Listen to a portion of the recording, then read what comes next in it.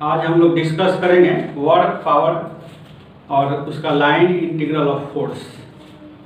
ये टॉपिक हम लोग स्टार्ट कर रहे हैं कि किसी ऑब्जेक्ट पर फोर्स लगता हो, जैसे ये ऑब्जेक्ट है और इस पर कोई एक दूसरा ऑब्जेक्ट रखे तो ये उस पर फोर्स लगाएगा और उस फोर्स को हम लोग देख सकते हैं कि ये ऑब्जेक्ट इस पर ऐसे फोर्स लगा रहा है और नीचे की तरफ अर्थ लगा रही है। अब इसको अगर डिस्प्लेस किया जाए इधर चाहे इधर और हाथ भी फोर्स लगा रहा है तो इसका एक डिस्प्लेसमेंट भी होगा। तो किसी ऑब्जेक्ट पर फोर्स लगे और ऑब्जेक्ट का डिस्प्लेसमेंट हो तो कहा जाता है कि फोर्स ने ऑब्जेक्ट पर वर्क किया। और उसी वर्क को हम लोग अभी डिफाइन करेंगे। कार्य, किसी वस्तु पर बल लगे और बल जिस पॉइंट पर लग रहा है वह पॉइंट डिस्प्लेस हो तो हम लोग कहते हैं कि उस वस्तु पर बल द्वारा कार्य किया जा रहा है। और उस कार्य की माप कैसे होती है इसी को हम लोग अभी डिस्कस करेंगे। तो मान लें कि हमारे पास एक ऑब्जेक्ट है। अब इस पर ऊपर फोर्स ऐसे लग रहा है, नीचे ऐसे लग रहा है। एक फोर्स हम ऐसे लगाते हैं तो इस पर 3 फोर्स हो गए। एक फोर्स नीचे, एक फोर्स ऊपर, या कॉन्टैक्ट फोर्स मान ले तो फ्रिक्शन और उसका रिजल्टेंट, और एक हमने जो फोर्स लगाया हुआ। तो एक वस्तु पर बहुत सारे फोर्सेज लगे हो सकते हैं और वस्तु का डिस्प्लेसमेंट जिधर फोर्स लगा उधर होना जरूरी नहीं। जैसे इधर फोर्स लगा लेकिन डिस्प्लेसमेंट ऐसे हो रहा था, फ्रिक्शन ऐसे लगा लेकिन डिस्प्लेसमेंट ऐसे हो रहा था, नॉर्मल फोर्स ऐसे लगा लेकिन डिस्प्लेसमेंट ऐसे हो रहा था। तो इस तरह से डिस्प्लेसमेंट होना एक अलग चीज़ है और फोर्स लगना, फोर्स और डिस्प्लेसमेंट आपस में कनेक्टेड नहीं है। फोर्स और एक्सेलरेशन कनेक्टेड है कि जिधर फोर्स लगेगा उधर ही एक्सेलरेशन होगा, लेकिन जिधर फोर्स लगेगा उधर डिस्प्लेसमेंट हो भी सकता है और नहीं भी हो सकता है। तो इसलिए ऐसी हालत में जब वर्क का हम लोग डिफिनीशन देते हैं तो ये देखते हैं कि फोर्स किधर है और डिस्प्लेसमेंट किधर है, दोनों के बीच क्या एंगल है, और उसी के टर्म में फोर्स का वर्क डिफाइन होता है। अब जैसे ये ऑब्जेक्ट है तो किसने फोर्स लगाया ये हम लोग कहते हैं, और किस पर लगाया। तो इसी तरह से वर्क में भी पूछना पड़ेगा किसने वर्क किया और किस पर वर्क किया। तो ये 2 टर्म काफ़ी क्लियर होना चाहिए। वर्क का ये डिफिनीशन लिख रहे हैं, if a force acts on a body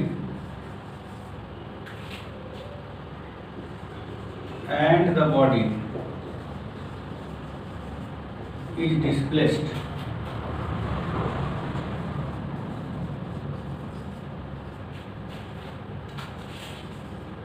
work is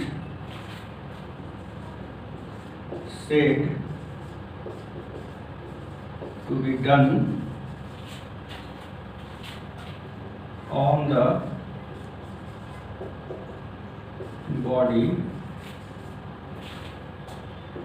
by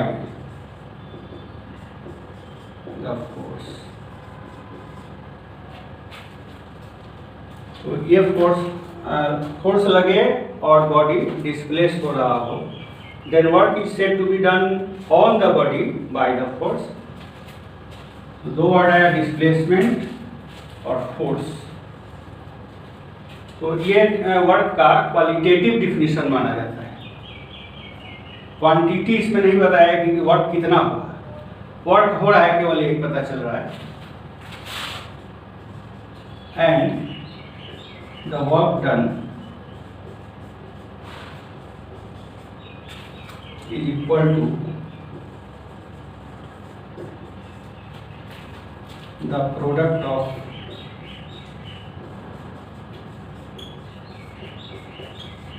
the force and displacement in the direction of the force।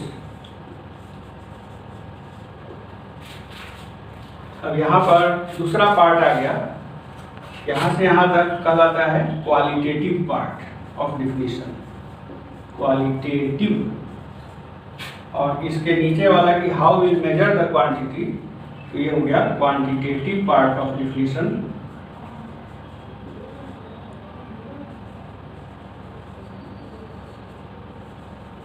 Definition का दो पार्ट हो गया, एक क्वालिटेटिव पार्ट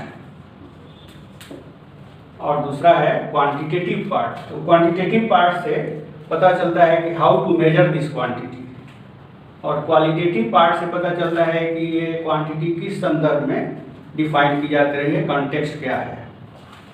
तो कॉन्टेक्स्ट ये है कि हमारे पास कोई बॉडी है और इस पर बहुत सारे फोर्सेज मान लीजिए कि लगे हुए हैं, कोई इधर लगा, कोई इधर लगा, कोई इधर लगा, कोई इधर लगा,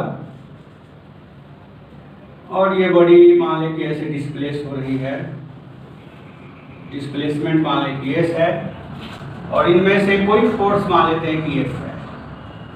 बहुत सारे फोर्सेज हैं, F1, F2, F3, सभी के कारण इस पर वर्क डिफाइन किया जा सकता है।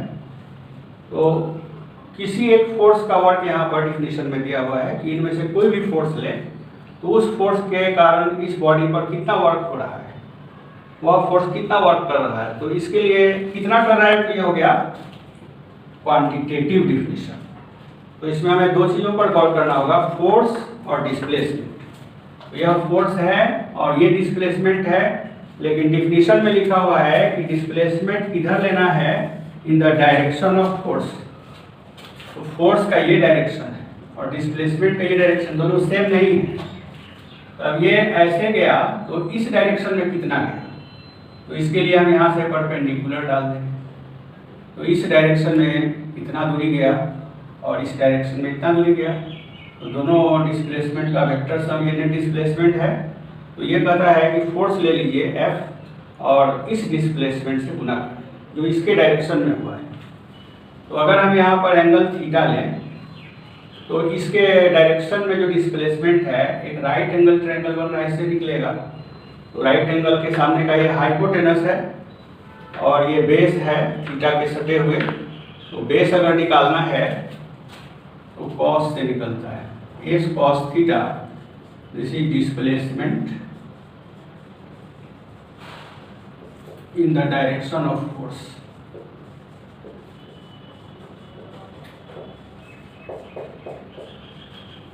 और एस जो है वो डिस्प्लेसमेंट।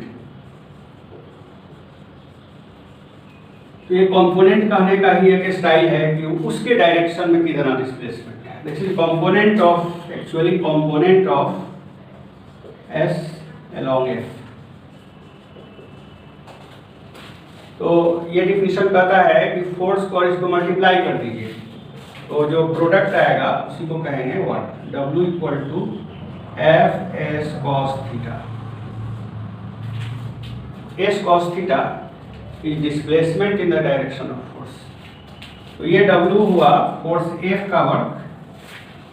अगर हम किसी दूसरे का पूछे जैसे F1 का, तो अब यहाँ से इसी आइडिया को इस पर लगा सकते हैं कि फोर्स और इसके बीच का एंगल देखेंगे, मान लेंगे कि ये एंगल अल्फा है। तो यहाँ पर देख रहे हैं कि एक फार्मूला बन गया, फोर्स लेना है F1, डिस्प्लेसमेंट S और उनके बीच के एंगल का कॉस, ऐसे लिख सकते हैं। तो ये हो गया work done by force F1। इसी तरह से F2, F3 के सब के एंगल्स देख करके हम लोग फाइंड आउट कर सकते हैं। अब एक मैथमेटिक्स में डॉट प्रोडक्ट डिफाइन होता है कि अगर आपके पास दो वेक्टर है, तो जैसे A और B दो वेक्टर है, तो A डॉट B डिफाइन होता है B cos थीटा। तो इसलिए यहाँ पर ये एफ एस कॉस थीटा को हम लोग डॉट प्रोडक्ट के हेल्प से भी लिख सकते हैं। तो this will B F dot S. तो ये कॉम्पैक्ट फॉर्म हो गया, थीटा वगैरह नहीं लिखना पड़ा, और अंडरस्टूड है कि हमें इसके बीच का एंगल की भी जरूरत पड़ेगी। तो एफ डॉट एस हो गया। तब उसको अगर स्केलर प्रोडक्ट को अगर यूज करते हैं तो इज इक्वल टू के बाद ये जो प्रोडक्ट है यहाँ से यहाँ तक, ये स्केलर प्रोडक्ट है किसका किसका, फोर्स का और डिस्प्लेसमेंट का। इसलिए इक्वल टू के बाद इतना के बदले में लिख सकते हैं equal to scalar product of the force and the displacement.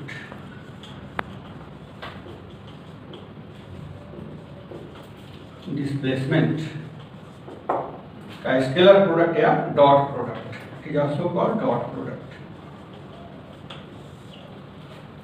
तो ऐसे कर सकते हैं कि if a force acts on a body, the body is displaced.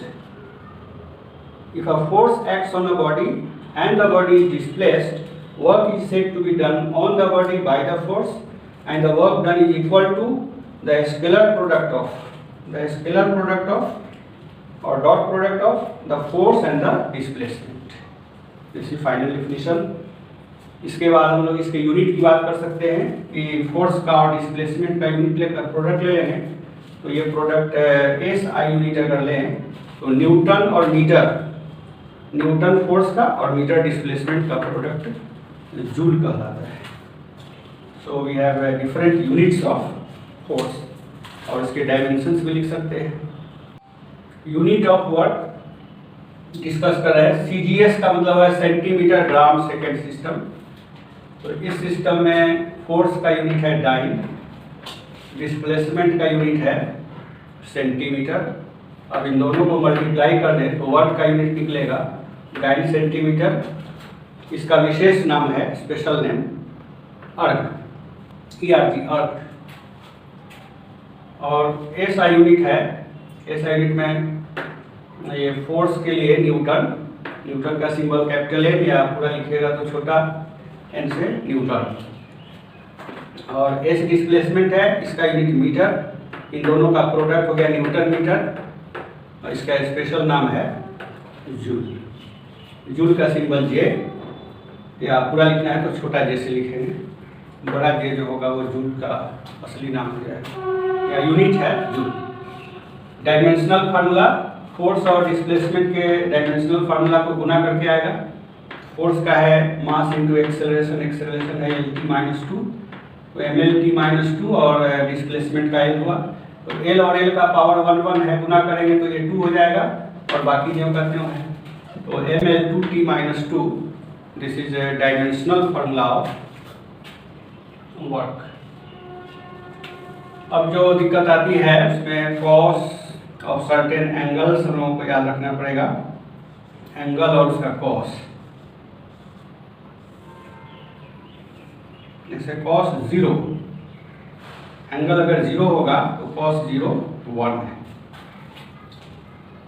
0 angle का मतलब हुआ कि फोर्स और डिस्प्लेसमेंट एक ही डायरेक्शन में, इधर फोर्स है उसी डायरेक्शन में डिस्प्लेसमेंट है।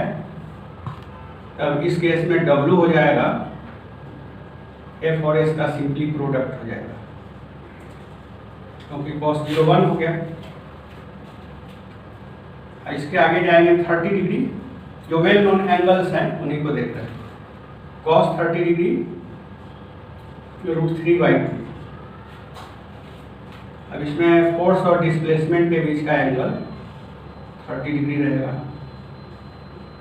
तब इस बार W आएगा FS और cos 30 डिग्री का वैल्यू हो गया √3/2। जितना फोर्स डिस्प्लेसमेंट दिया रहेगा उसको इसमें डाल देंगे। 45 डिग्री 1/2, 60 डिग्री 1/2, इसके बाद 90 डिग्री। तो थीटा 90 डिग्री होने पर cos 90 डिग्री 0 हो जाता है। जैसे ऐसे डिस्प्लेसमेंट है और फोर्स ऐसे, तो यहाँ पर ये एंगल 90 डिग्री है, तो इस हालत में W 0 हो जाएगा। F और S कितना भी रहे, cos 90 डिग्री जब रखेंगे तो वर्क 0 आ जाएगा। इससे जब आगे जाते हैं तो एंगल्स 90 डिग्री से बड़े होते हैं, तो इससे अब इसको बैक करके आप लिख सकते हैं कि ये इससे जितना पीछे है उतना आगे उतना ही वैल्यू होगा। ऐसे ये 30 पीछे है तो 30 आगे करेंगे 120 डिग्री, तो 60 पर जो वैल्यू है वही आएगा, केवल माइनस लगा देना, -1/2। और इससे इधर आए 15 डिग्री, यहाँ से 15 डिग्री नीचे जाए 35 डिग्री। ये डिफरेंस जितना है उतना ही ये है, तो यहाँ पर वही वैल्यू आएगा जो यहाँ है, केवल माइनस लग जाएगा। और इससे इधर आते हैं 15 डिग्री का डिफरेंस है, तो यहाँ 15 आगे जाए 150 आएगा, तो 150 में यही वैल्यू आया -√3/2, और 180 डिग्री पर जाएंगे तब कॉस का वैल्यू -1 आ जाएगा। तो इस तरह से ये वैल्यूज याद रख सकते हैं। एक ट्रायंगल भी याद रखेंगे जो ज़्यादा यूज होता है, कि अगर ये एंगल 37 डिग्री है तो ये 53 डिग्री और ये 90 डिग्री। तो इस समय साइड्स का जो वैल्यू होता है 3 के सामने और 90 डिग्री के सामने, वो एक स्टैंडर्ड वैल्यू लिया हुआ है। ये लगभग 37 आता है, लेकिन हम लोग ऐसे ही याद रखते हैं कि ये 3 है और इसके सामने ये 4 है और ये 3 है। 3, 4, 5 का रेशियो से ये एंगल्स का वैल्यू लिख सकते हैं। जैसे cos 37 डिग्री लिखना होगा तो 37 से सटा हुआ ये जो साइड है इसी का यूज करेंगे 4 और हाइपोटेनस 5 से डिवाइड कर देंगे। cos 53 डिग्री लिखना होगा तो 53 का एडजेसेंट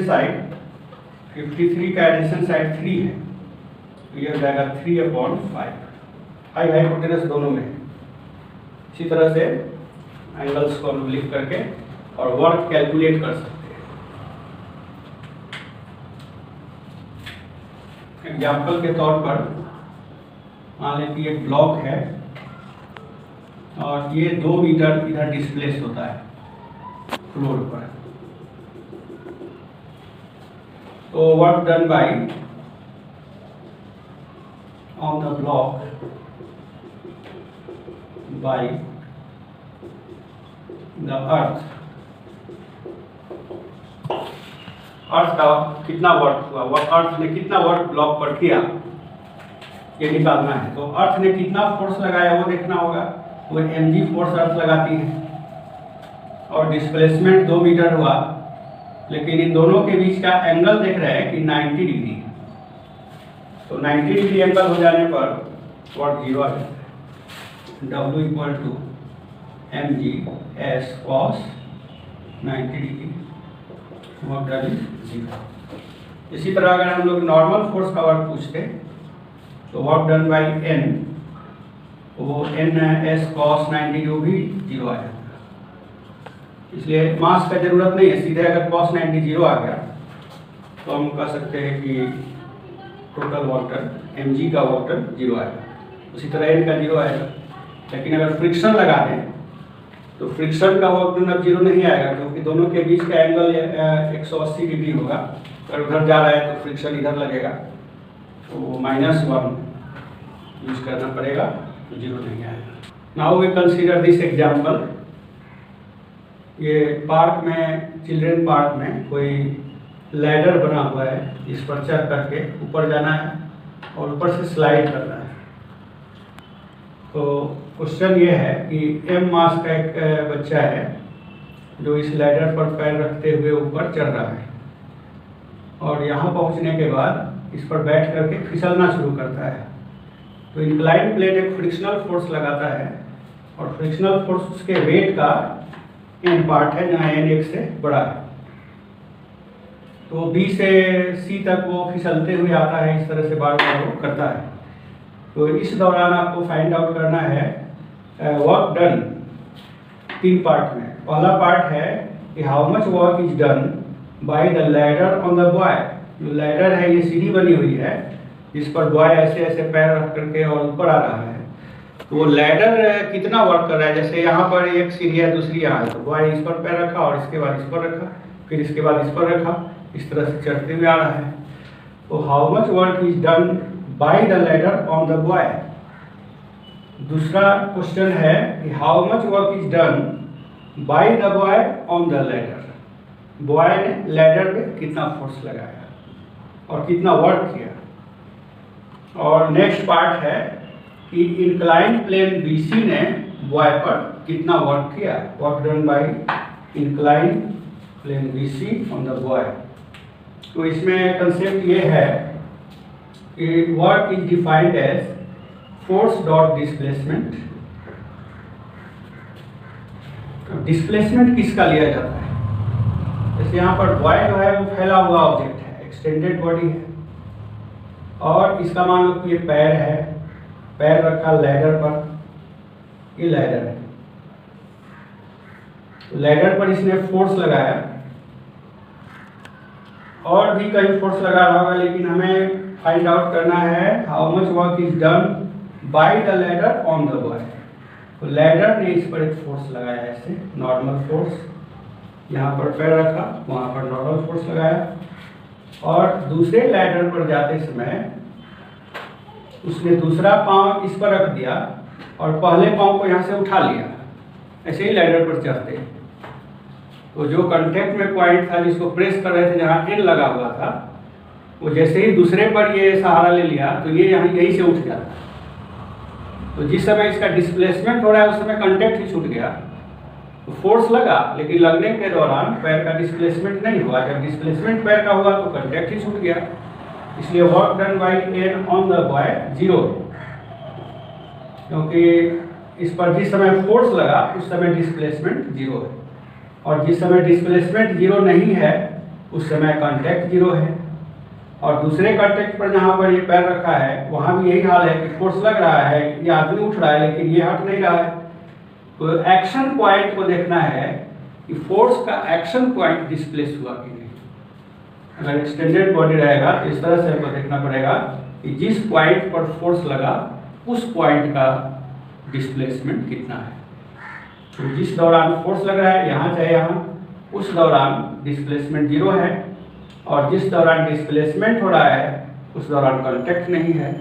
तो इसलिए work done bye ladder on the boy will be 0। So work done bye ladder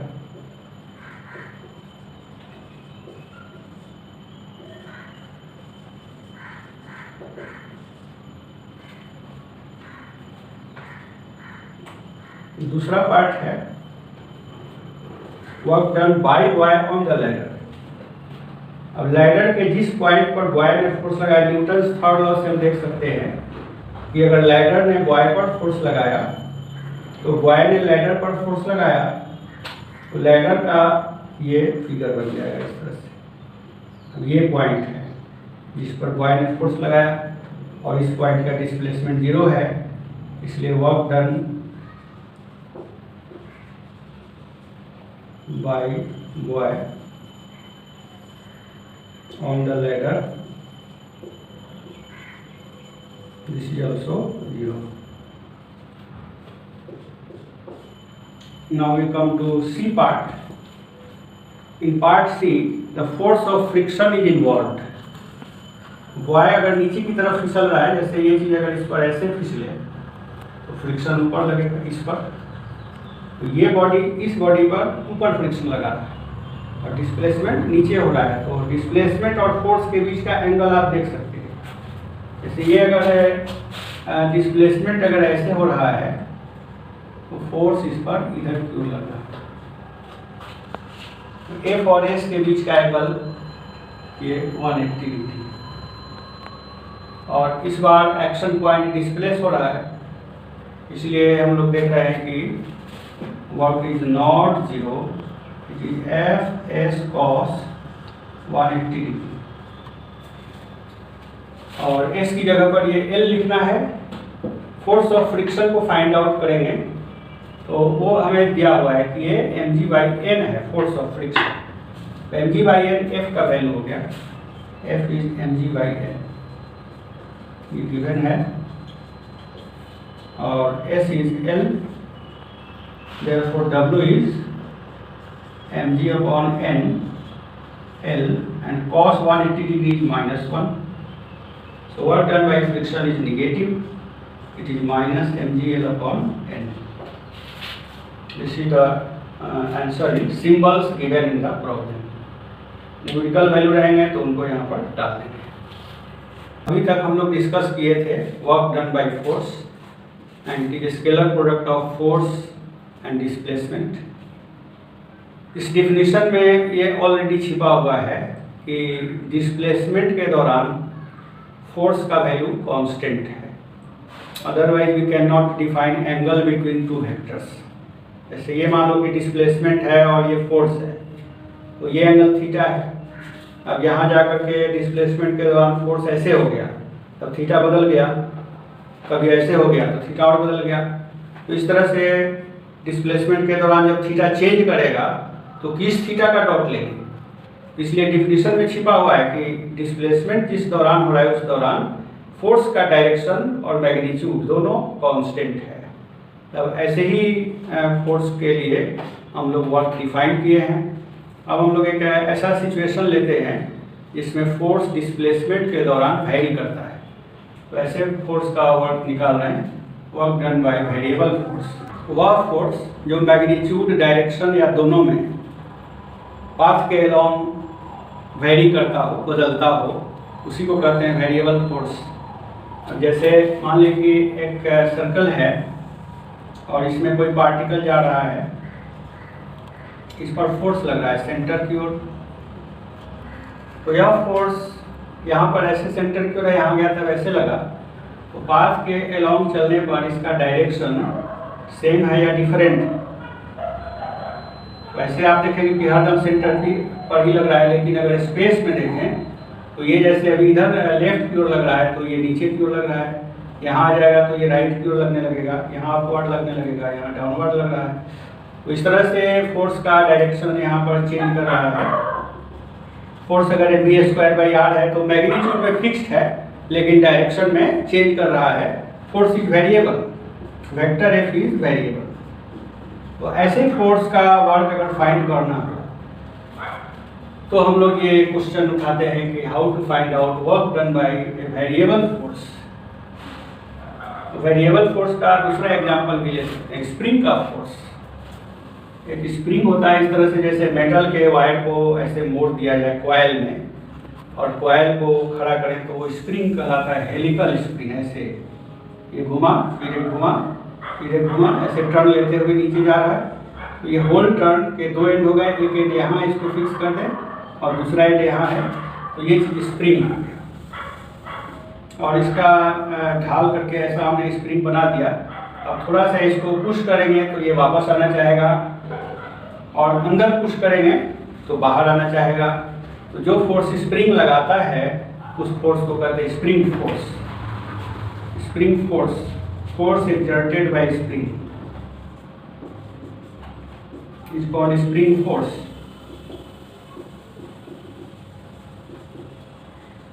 तो स्प्रिंग फोर्स ये इलास्टिक प्रॉपर्टी के कारण ये ऐसा पाया जाता है कि अगर 1 सेंटीमीटर आप दबा दिए हैं तो ये फोर्स बाहर की ओर लगाएगा, है ना, और 2 सेंटीमीटर दबाएंगे तब जो फोर्स लगाएगा वो बड़ा फोर्स होता है।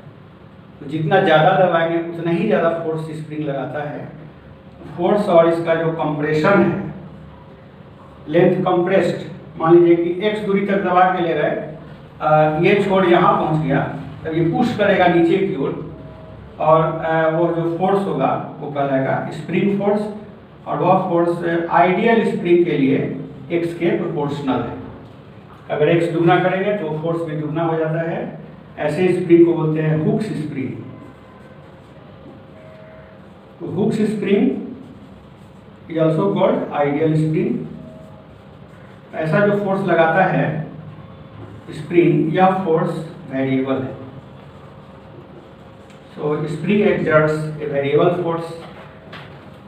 दूसरा एग्जांपल आप ले सकते हैं, जैसे मून और अर्थ के बीच का फोर्स वेरी कर रहा है डिस्टेंस चेंज करने से। दो पार्टिकल के बीच का ग्रेविटेशनल फोर्स, दो चार्ज के बीच का फोर्स, ये सब डिस्टेंस पर डिपेंड करने वाले वेरिएबल फोर्सेज के एग्जांपल्स।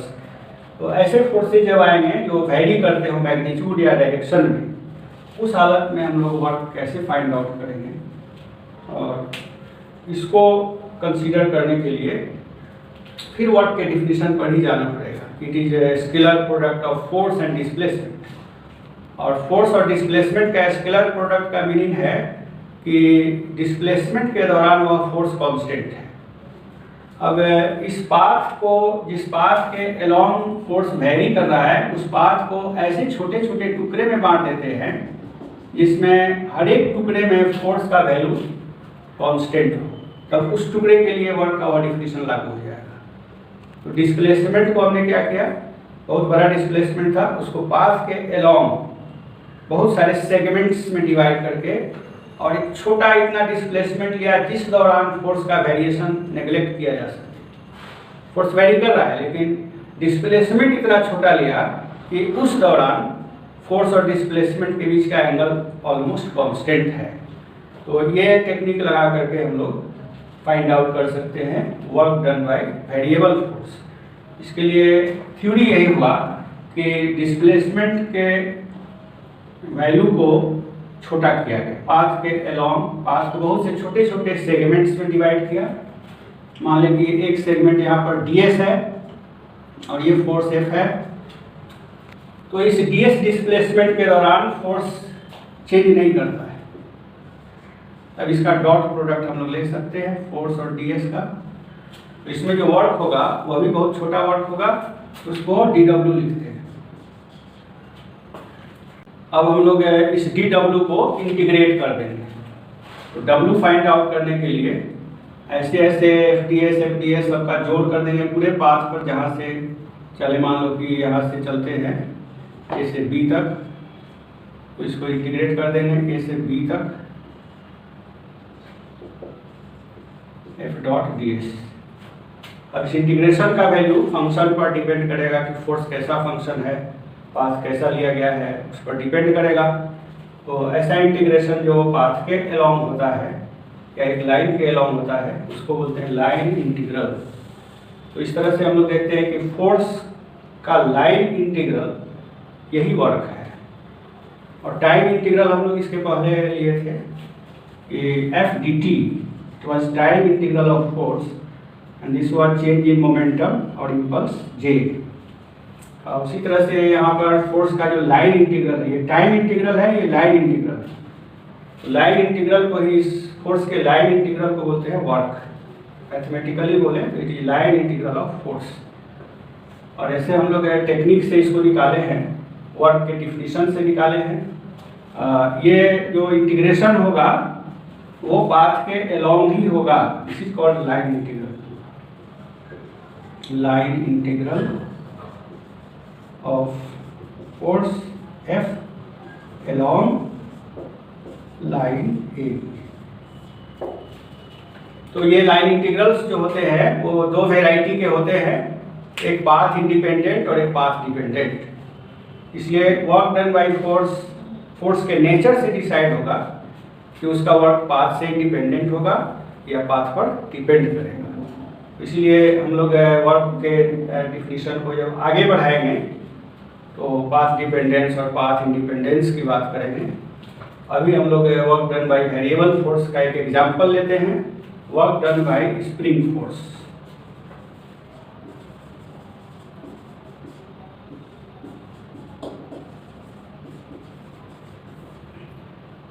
मान लें कि एक स्प्रिंग है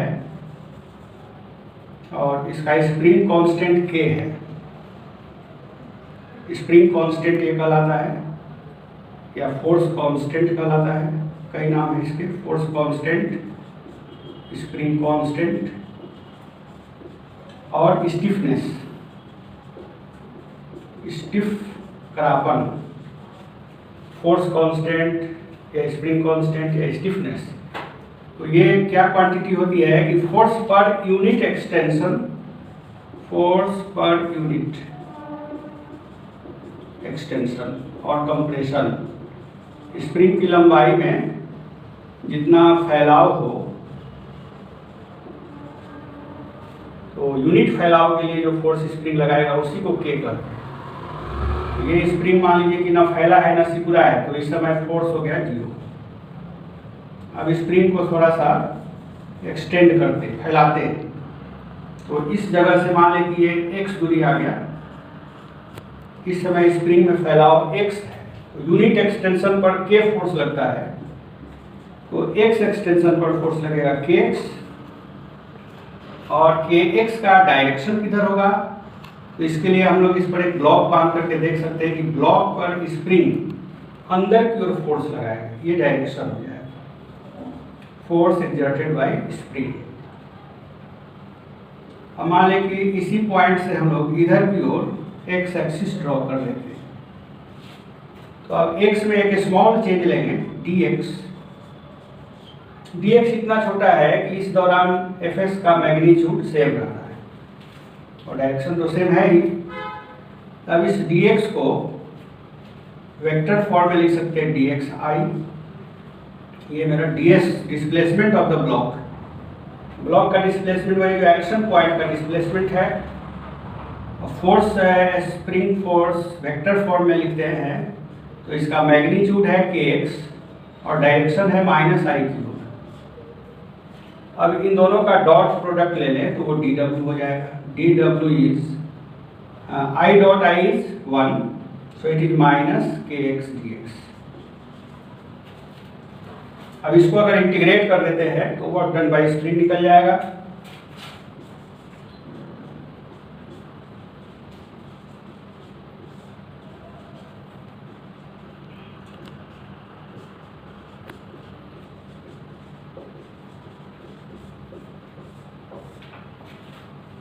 वेरिएबल फोर्स के एग्जांपल के तौर पर एक प्रॉब्लम लेते हैं जिसमें फोर्स ax प्लस बी इस रूप में वेरी करता है।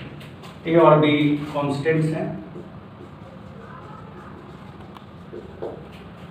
और फोर्स बॉडी को डिस्प्लेस करता है x इक्वल टू सी से x इक्वल टू डी तक। तो इस डिस्प्लेसमेंट के दौरान वर्क फाइंड आउट करना है।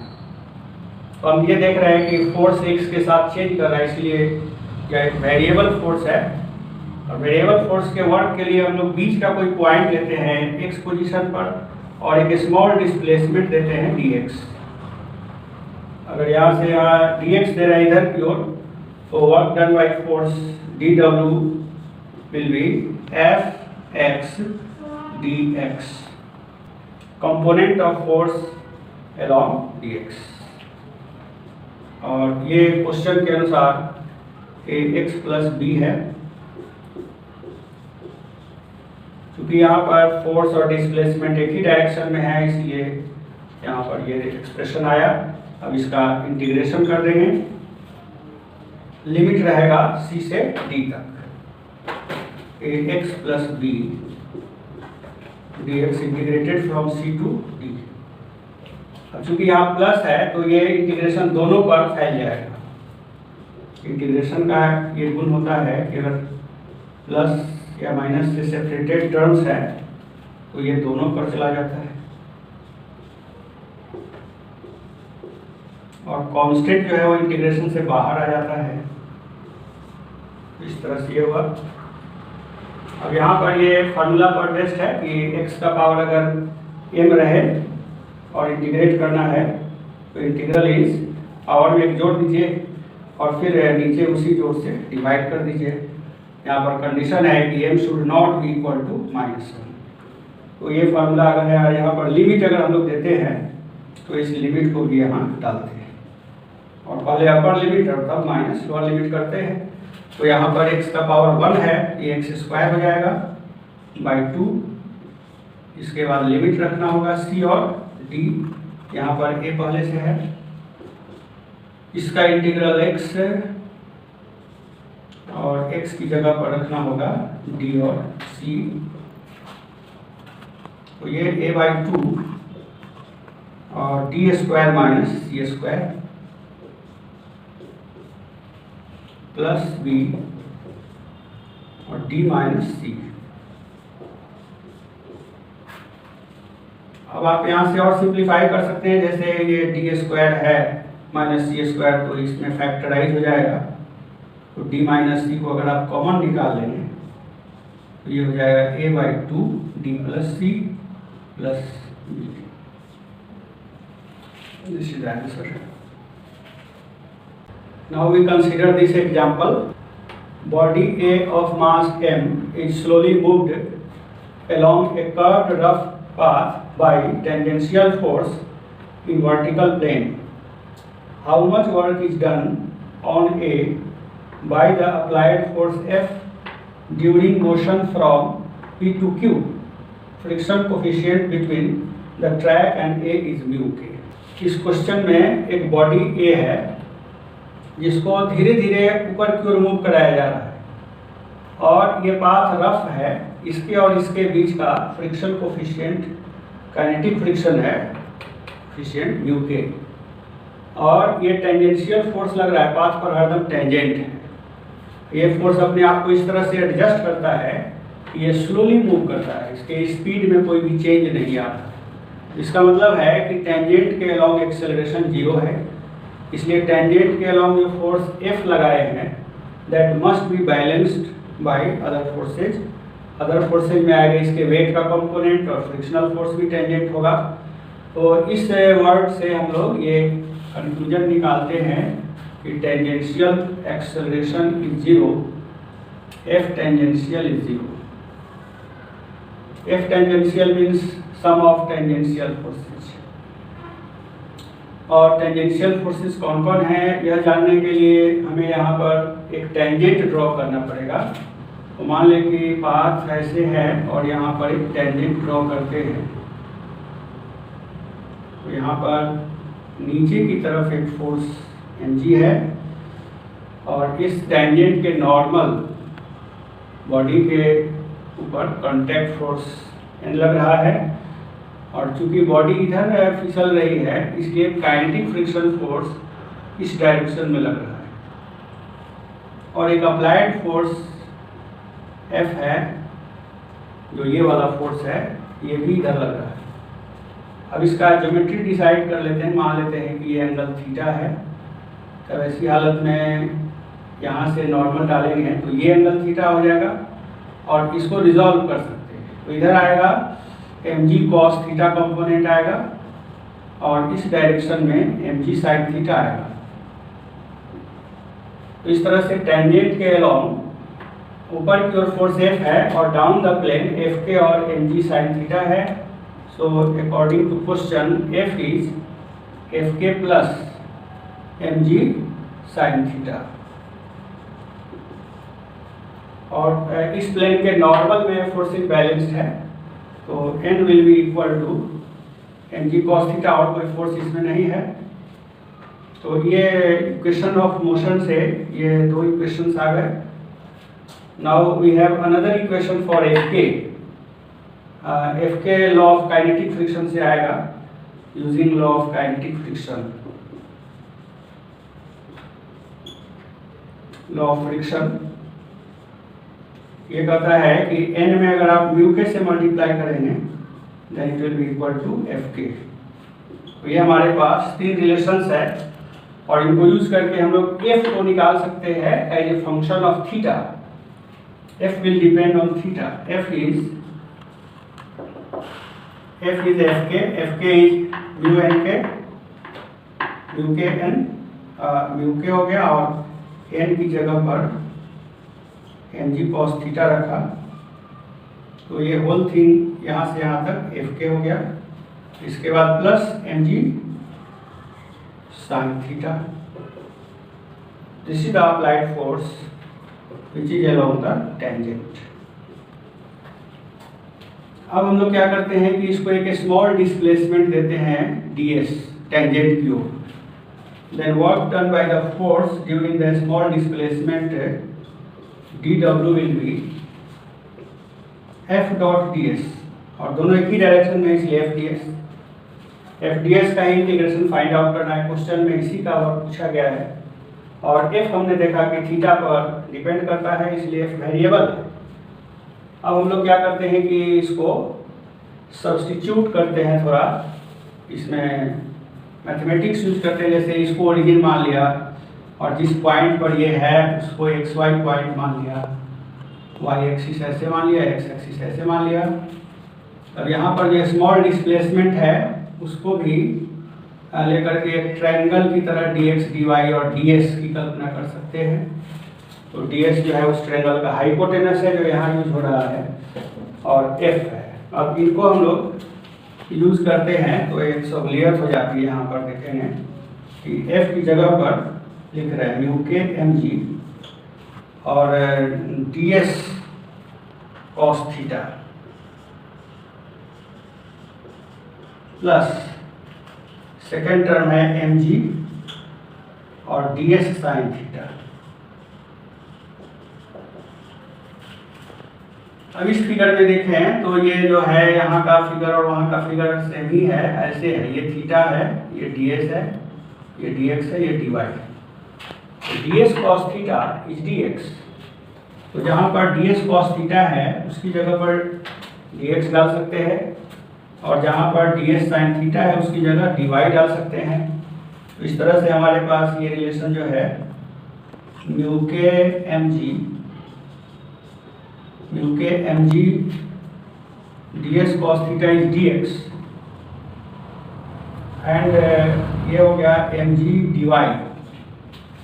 अब आराम से इसको हम लोग इंटीग्रेट कर सकते हैं। dx का इंटीग्रल करेंगे तो x का वैल्यू 0 से लेकर और a तक जाएगा, और y के अलॉन्ग जो इंटीग्रेशन होगा, इस पॉइंट पर y का वैल्यू 0 है, इस पॉइंट पर b है, तो y पर इंटीग्रेशन होगा 0 to b। Therefore w is equal to mu k mg and this is dx is integrated from 0 to a। x का वैल्यू यहाँ 0 है और यहाँ इसके सामने जाने पर x का वैल्यू, इस पॉइंट का कोऑर्डिनेट है a b। तो 0 to a x के अलॉन्ग और प्लस mg dy का इंटीग्रल हुआ y के अलॉन्ग यहाँ से 0 से जाएंगे तो b तक जाएंगे। तो इस तरह से ये वैल्यू हो गया म्यू के mg a plus mg b। mg को कॉमन लेकर के इसको और सिंपल कर सकते हैं, b प्लस म्यू के a। This is the work done bye tangential force. और ये फाइनल इनिशियल पोजीशन पर ही डिपेंडेंट हो रहा है। एक मजेदार बात है, फ्रिक्शन रहते हुए भी। तो ये work done bye F applied tangential force है, एफ के का वर्क नहीं है। अब एक क्वेश्चन देखते हैं जिसमें एक particle is taken from O to B first directly along path one ये है, and next along O A B वो पाथ 2 है। Calculate the work done on the particle in the 2 cases by the force F का expression दिया हुआ है acting on the particle. एक particle है जिस पर ये फोर्स लग रहा है, फोर्स वेरिएबल है, और पार्टिकल का डिस्प्लेसमेंट हो रहा है ओ से पाथ 1 से अगर जाता है तो डायरेक्ट इस लाइन पर, और पाथ 2 से जाता है तो पाथ 2 का 2 भाग है, यहाँ से यहाँ सीधा है, फिर यहाँ से यहाँ सीधा है। तो इसमें 2 भाग में वर्क निकाल के जोड़ेंगे तब ये वर्क निकलेगा, और इसमें यहाँ से यहाँ जाने में वर्क निकालेंगे तब इसका वर्क निकलेगा। अब दोनों वर्क हम लोग फाइंड आउट करने जा रहे हैं।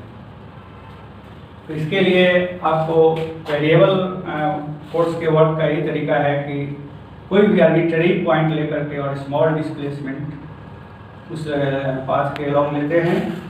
तो ds हम लोग ले रहे हैं, और ds के साथ फोर्स का डॉट प्रोडक्ट लेते हैं dw। This is for path 1। तो dw is f dot ds। f की वैल्यू है yi प्लस xj डॉट, और ds xy प्लेन में dx का भी 2 कंपोनेंट हो जाएगा।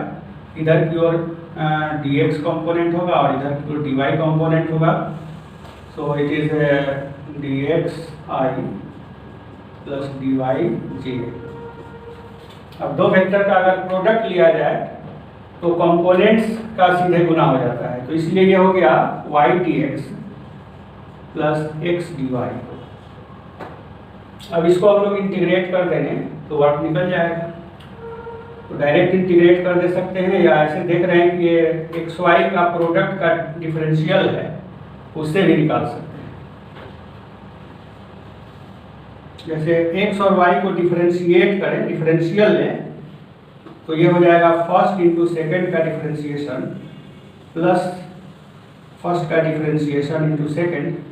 तो ये चीज़ यही है, इसलिए इसके बदले में आप इतना लिख सकते हैं। अब इसको अगर इंटीग्रेट किया जाए तो w मिल जाएगा, w will be integral of D X Y, और पाथ के इनिशियल पॉइंट पर एक्स और वाई के वैल्यूज हैं 0 0 और फाइनल पॉइंट पर एक्स और वाई के वैल्यूज है ए बी। तो इस तरह से ये अगर हम लोग इसको z मान लें तो dz का इंटीग्रल z होगा, और इसलिए dxy का इंटीग्रल xy होगा, और इसका वैल्यू रखना होगा अपर लिमिट में x की जगह a, y की जगह b, और लोअर लिमिट में x की जगह 0, y की जगह 0। तो इस तरह से ये ए बी हो गया। This is the first answer.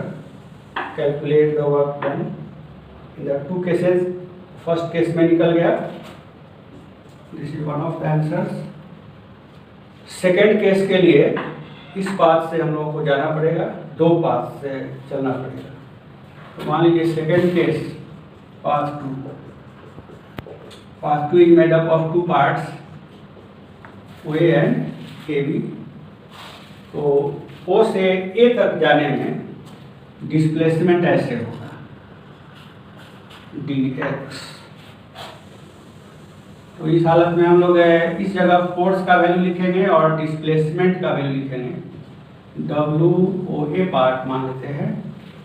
तो यहाँ पर फोर्स के लिए जो फोर्स का एक्सप्रेशन है उसमें इस पॉइंट का कोऑर्डिनेट भरेंगे। तो इस पॉइंट का y कोऑर्डिनेट 0 है क्योंकि ये एक्स एक्सिस पर लाइन है, तो यहाँ y 0 हो जाएगा, और x कोऑर्डिनेट यहाँ वेरिएबल रह जाएगा। तो इसलिए फोर्स की जगह पर हो जाएगा x और j। ये फोर्स की जगह पर हो गया, और डिस्प्लेसमेंट की जगह पर dx की ओर ले रहे हैं dxi। तो ये इंटीग्रेट करना होगा 0 से a तक स्केल ऑन। लेकिन आप देख रहे हैं कि j और i का डॉट प्रोडक्ट 0 हो जाएगा, इसलिए इसको इंटीग्रेट करने की जरूरत नहीं है, ये ऑलरेडी 0 आ गया। इसके बाद पार्ट ए बी पर काम करें। तो ए बी में कोई वेरिएबल पॉइंट ले, यहाँ पर डिस्प्लेसमेंट ऐसे हो रहा है। इस पॉइंट पर फोर्स का वैल्यू लिखेंगे। तो इस पॉइंट पर फोर्स का मतलब कोऑर्डिनेट्स है, x की जगह a लिखेंगे और y वेरिएबल है। तो फोर्स की जगह पर हो गया y वेरिएबल और x की जगह पर a। ये फोर्स हो गया डॉट, और ds की जगह पर लिखेंगे dyj, और इसको इंटीग्रेट करेंगे। इंटीग्रेशन का लिमिट a से b तक की जो कोऑर्डिनेट होगा उसको भरना है। अब यहाँ लोग देख रहे हैं कि i और j का डॉट 0 हो जाएगा और j और j का डॉट 1 हो जाएगा, इसलिए ये हो गया a dy का इंटीग्रल, और y पर केवल इंटीग्रेशन है। तो y का इनिशियल वैल्यू यहाँ पर 0 है और फाइनल वैल्यू b है, so it is A B. तो इस फंक्शन के लिए दोनों पाथ पर वर्क का वैल्यू सेम आया। तो ऐसे बहुत सारे फोर्सेज होते हैं जिनका इनिशियल फाइनल पॉइंट्स पर ही वर्क डिपेंड करता है, बीच के पाथ पर डिपेंड नहीं करता है। तो ऐसे फोर्सेज से कंजर्वेटिव फोर्स, ऐसे फोर्सेज को बोला जाता है जिनका वर्क पाथ से इंडिपेंडेंट हो। अगर किसी बॉडी पर एक फोर्स के अलावे और सारे फोर्सेज भी लगे हुए हैं और बॉडी डिस्प्लेस हो रही है, तो सभी फोर्सेज अपना अपना वर्क करते हैं, और total work done on the body is a sum of with sign algebraic sum of work done by all the forces. और अगर सारे फोर्सेज किसी पॉइंट पर लगे हों तो डिस्प्लेसमेंट कॉमन हो जाता है, तब उस हालत में नेट फोर्स का वर्क वही होता है जो सभी फोर्स का अलग अलग वर्क का सम होता है। अब हम लोग एक ऐसा सिचुएशन ले रहे हैं जिसमें we are interested in how fast the work is being done. जैसे मान लीजिए कि कोई आदमी कहता है कि 1 गिलास पानी लाओ, और उसको 2 आदमी सुनते हैं, दोनों आदमी आइडेंटिकल गिलास में इक्वल पानी लेकर के और देने के लिए जाते हैं। एक आदमी पहले पहुंचता है और दूसरा आदमी देर से पहुंचता है, तो किसने ज़्यादा वर्क किया?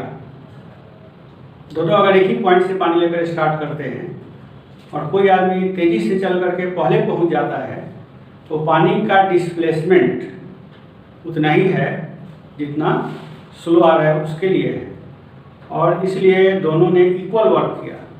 लेकिन इस केस में टाइम किसने कम लिया तो उसको अगर कंसीडर करें तो रेट ऑफ डूइंग वर्क जो फास्ट आया उसका ज़्यादा होगा।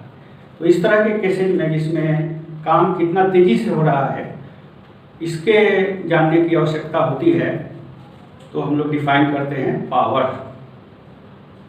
Power is rate of doing work. अगर हम लोग dw वर्क dt टाइम में करते हैं तो dw/dt इस तरह से कहलाता है पावर। और dw जो है वो स्मॉल वर्क है, it is not differential of w। इसको कहते हैं इन एग्जैक्ट डिफरेंशियल, जिसको इंटीग्रेट करके w नहीं पा सकते, केवल जो है उसका एक्सप्रेशन पहले लिखना पड़ेगा, वो पाथ डिपेंडेंट होगा यूजुअल केस में। तो हम लोग पावर को डिफाइन कर रहे हैं, rate of doing work is called power.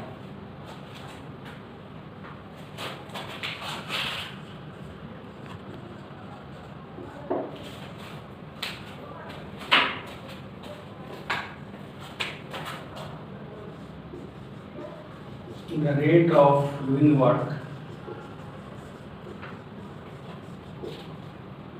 is called power.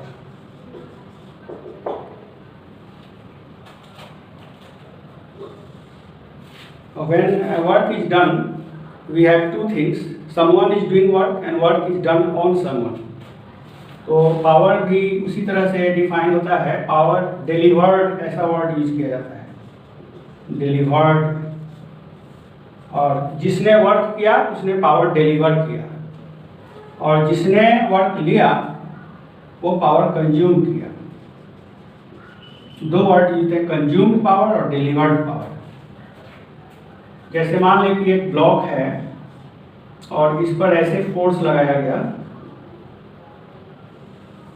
और इस फोर्स को किसी ने लगाया, कोई आदमी है, मान लें कि वो फोर्स लगा रहा है, इसको पुश कर रहा है इधर की ओर।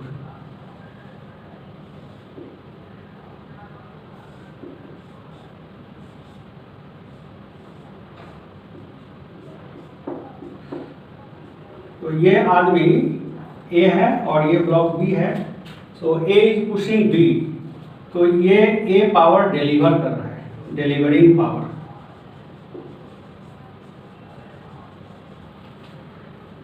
जितना ये फोर्स लगा रहा है उसमें आप रेट ऑफ डिस्प्लेसमेंट से मल्टीप्लाई करेंगे। मान लीजिए कि ds डिस्प्लेसमेंट हुआ, तो work done by person is f dot ds, और dt टाइम से डिवाइड कर दें तो this will be power delivered by this person to the block B।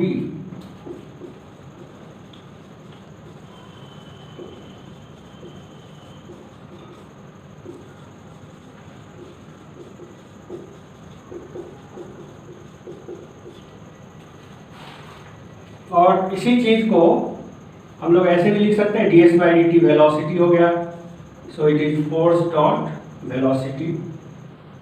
और dw/dt भी इसको लिख सकते हैं, this is also written as dw/dt। और इसको थोड़ा कट कर देते हैं। कट का मतलब है कि it can not be integrated to get w। यही है कंसेप्ट कि पावर डिलीवर किया मतलब वर्क किया, इसने वर्क इस पर किया तो इसने पावर डिलीवर किया, और इसने निगेटिव वर्क इस पर किया यानी पावर इसने कंज्यूम किया। तो this is the same thing, power consumed by B.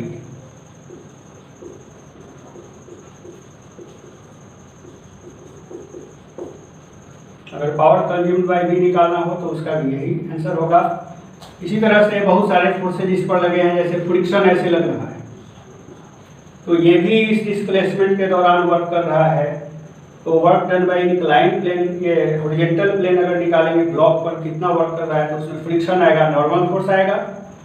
Normal force ऐसे आएगा, नॉर्मल फोर्स के परपेंडिकुलर ये है, तो work done by normal force 0 हो जाएगा। लेकिन F के कारण इस पर वर्क होगा निगेटिव में, तो power delivered by plane on the block is negative. तो इस तरह से इस फॉर्मूला को यूज करके और हम लोग पावर डिलीवर्ड या पावर कंज्यूम फाइंड आउट करते हैं। This is also called instantaneous power, this is also called power at time t।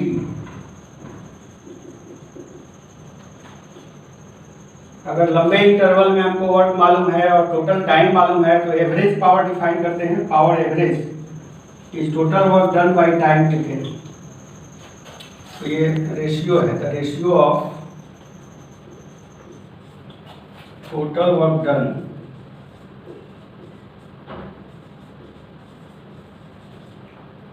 And time taken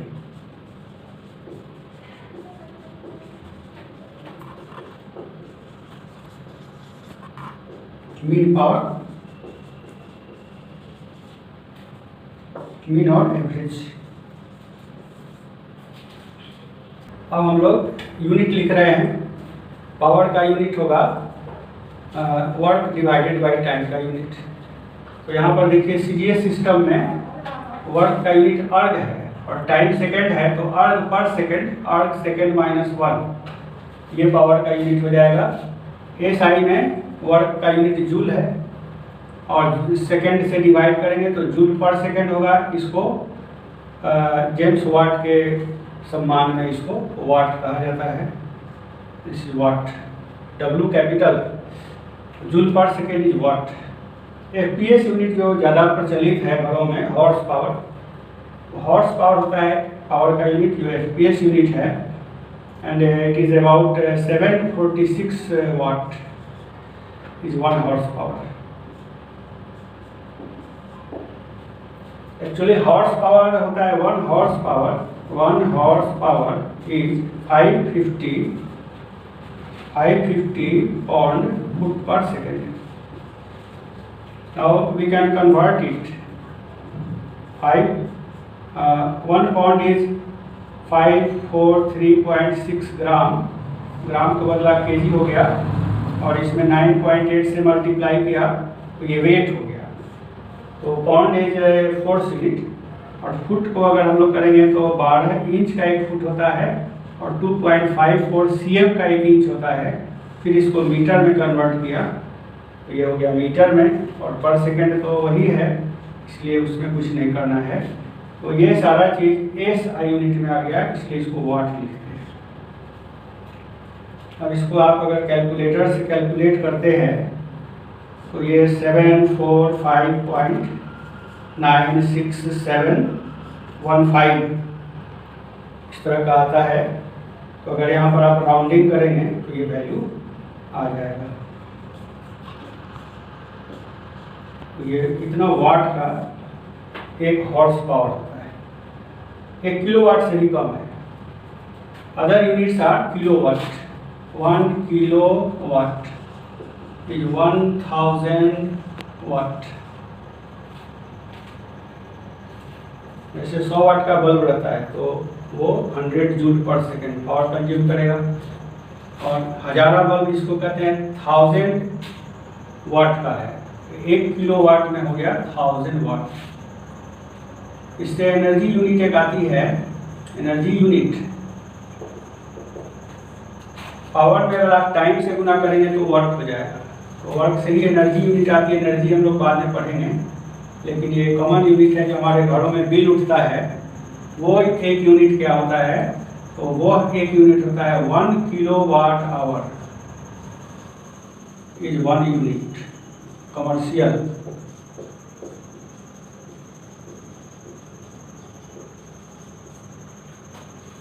और जिसको आप वर्कआउट करेंगे 1 किलो का मतलब हो गया, किलो मीन्स 10⁻³ और वाट तो वाट ही रह गया, और ये आवर का 3600 सेकेंड हो गया। So this much watt into second. Watt second is joule, so this 1 unit is this much joule. 3.6 into 10⁻6 joule, इसको बोलते हैं कमर्शियल एक unit. So these are units which are frequently used. Now we shall give certain examples to clarify the concept. First example is this. मान लो कि एक body है जिस पर फोर्स लगा करके और इसको रेस्ट से चला रहे x = 0 से, और power delivered to the body is constant. तो हमें फाइंड आउट करना है कि x t पर कैसे डिपेंड करेगा आगे की तरफ। Does x depend upon t? This is a question.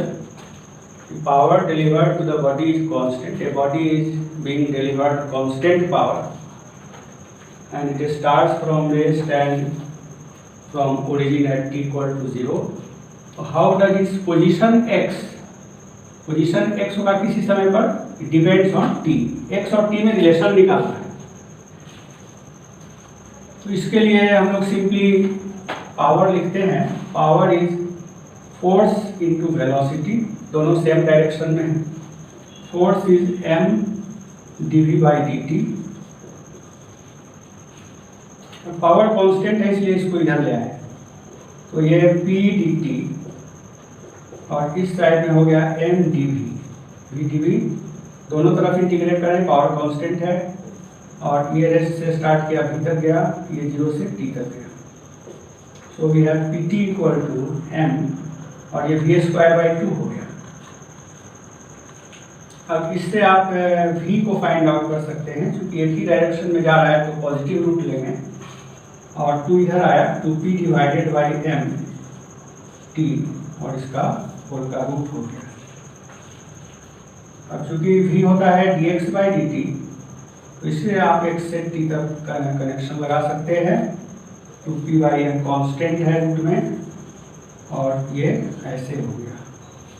अब dt को इसके साथ कनेक्ट करें, देन dx का इंटीग्रल इस साइड होगा और उधर 2p बाई m रूट और t का पावर हाफ dt का इंटीग्रल 0 से t तक, 0 से x तक।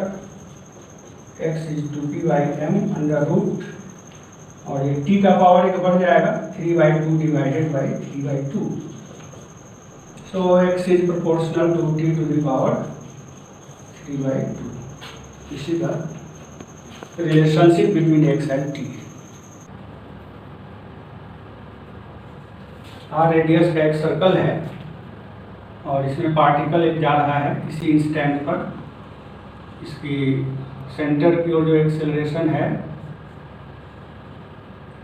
ac, सेंटर की ओर एक्सेलरेशन, वो t का फंक्शन के रूप में दिया हुआ है। ac is kt square, where k is a positive constant.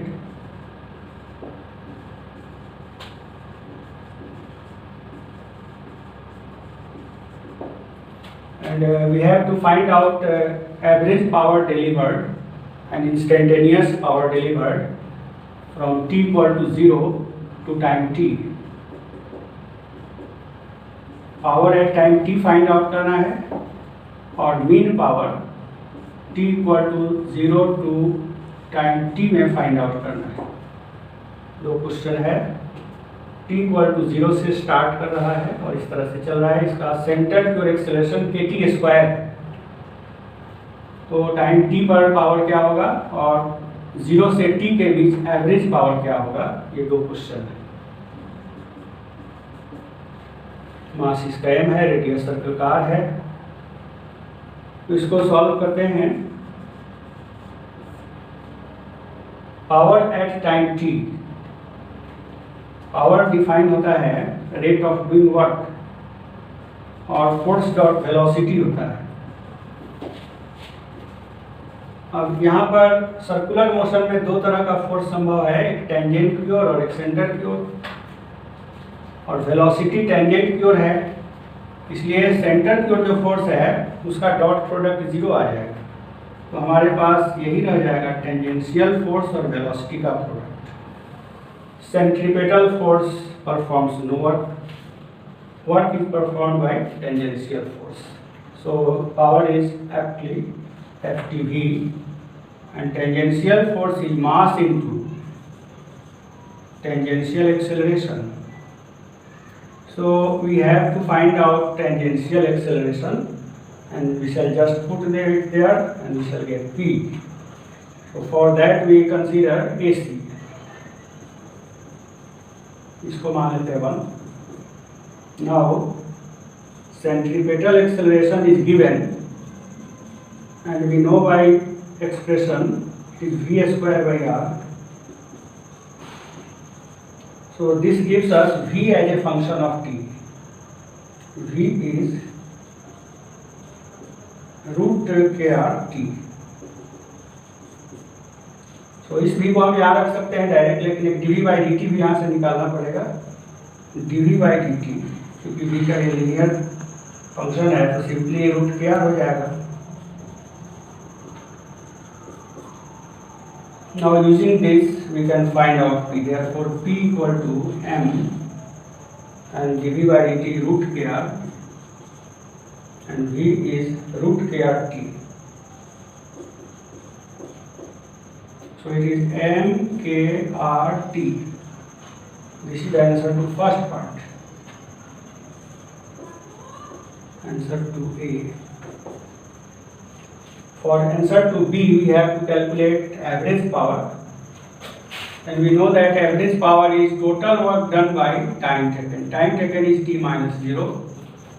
अब total work जो होगा dw का ही इंटीग्रल कर सकते हैं और इसको p dt का इंटीग्रल, p dt है dw और उसका इंटीग्रेशन कर दें 0 से t तक में और t से डिवाइड कर दें.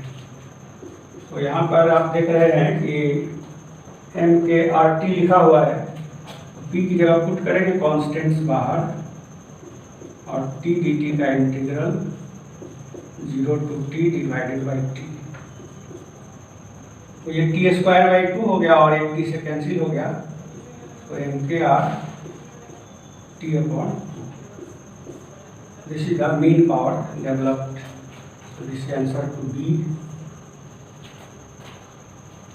Now we consider next problem.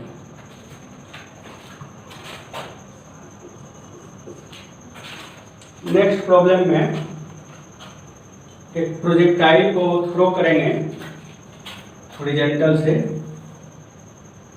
Projectile ऐसे थ्रो किया, v नॉट वेलोसिटी इसका शुरू में दिया हुआ है और आप जानते हैं कि ऊपर जाएगा तो इसके पास g एक्सेलरेशन रहेगा और जैसे जैसे आगे जाएगा v में कुछ चेंजेज आएंगे.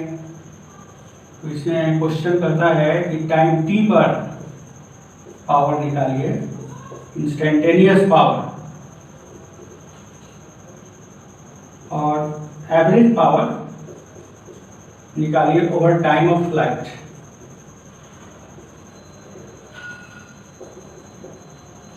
दो पार्ट है क्वेश्चन का. एक प्रोजेक्टाइल है, इसका मास m है और वेलोसिटी v नॉट से इसको प्रोजेक्ट किया गया. तो टाइम t पर इसका इंस्टेंटेनियस पावर निकालना है और पूरे टाइम ऑफ फ्लाइट में average power delivered by gravity निकालना है.